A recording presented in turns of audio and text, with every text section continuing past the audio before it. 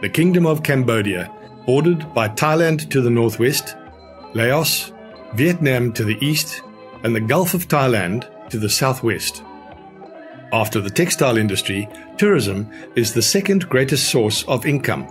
The main tourist attractions are the temples around the ancient capital of Angkor. After a short flight of 45 minutes from Ho Chi Minh City in Vietnam, we arrived at the international airport of Siem Reap in Cambodia. We met our guide, Mr. Hootie, who took us straight to our hotel, the Tara Angkor Hotel. What else?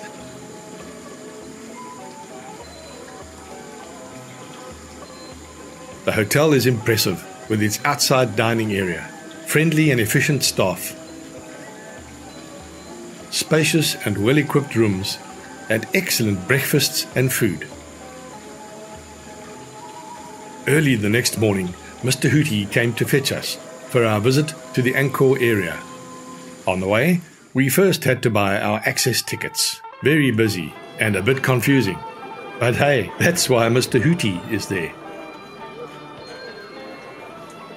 After a short drive of about 20 kilometers, we arrived at Angkor Wat.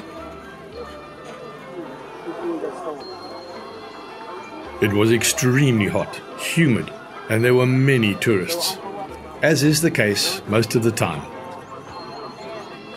A wide pathway with a modern-day floating bridge that leads to the main entrance on the western side affords a spectacular view of Angkor Wat's grand exterior.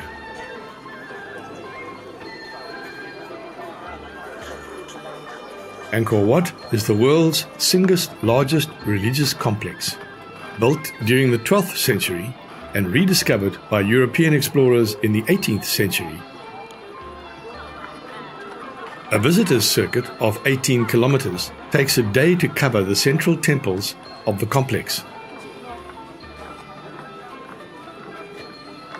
Every aspect of Angkor Wat is rich with meaning, not always clear to Western visitors.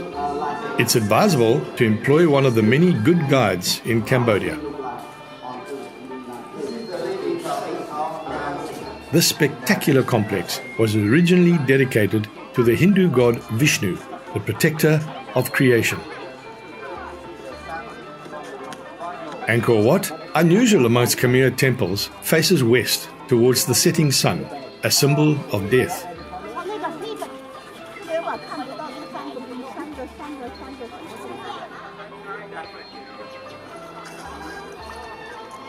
A five-towered temple representing the center of the earth stands in the middle of the complex. The outer walls represent the edge of the world, and the surrounding moat is the cosmic ocean.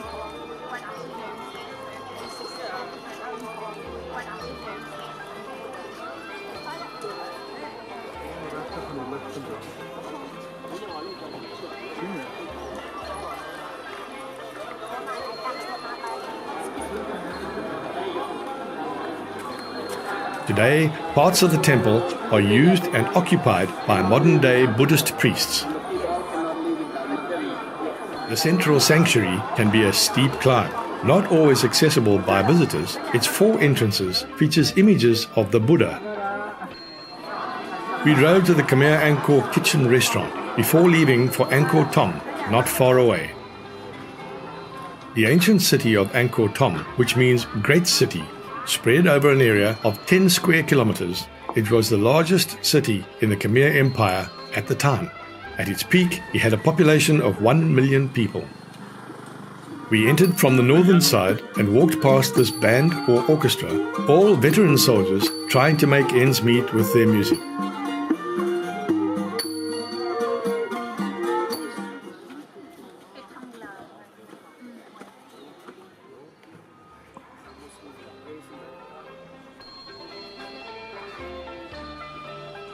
Over time, roots of the giant banyan trees covered the Ta Prohm temple.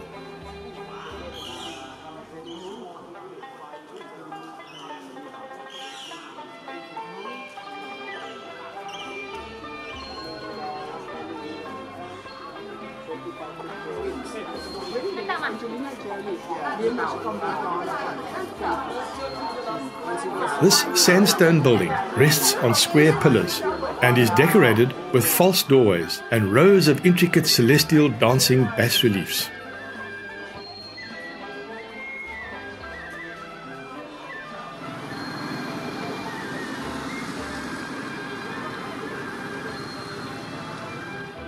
The Terrace of Elephants is more than 300 meters long.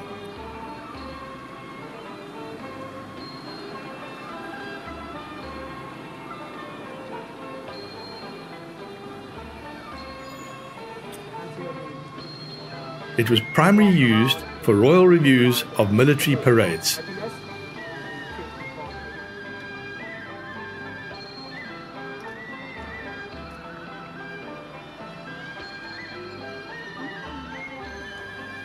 Angkor Thom City is protected by an 8-meter high wall, 13 kilometers long, and surrounded by a wide moat.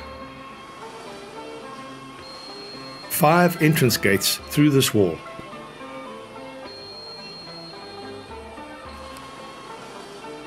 Located in the heart of Angkor Thom, the Bayon is one of the city's most extraordinary structures. It rises on 3 levels and features 54 towers bearing more than 200 huge stone faces.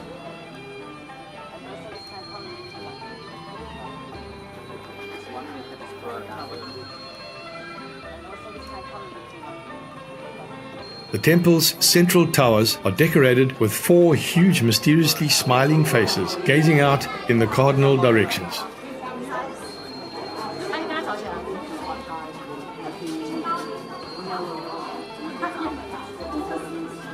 Carved deep into the walls, the bas-reliefs feature images from everyday life in the 12th century Angkor. The southern entrance, where we exited, has 154 impressive stone statues lining the path on both sides to the entrance arch. On the left side are gods and demons on the right.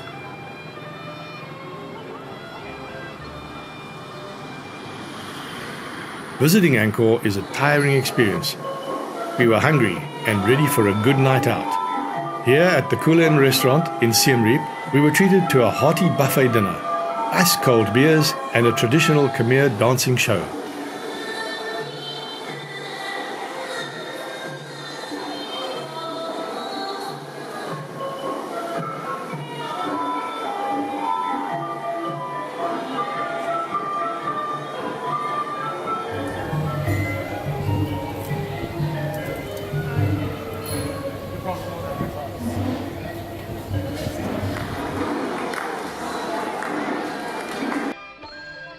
Next morning, we boarded the first leg of our return journey to South Africa, here at Siem Reap Airport, and arrived back in Cape Town about 30 hours later.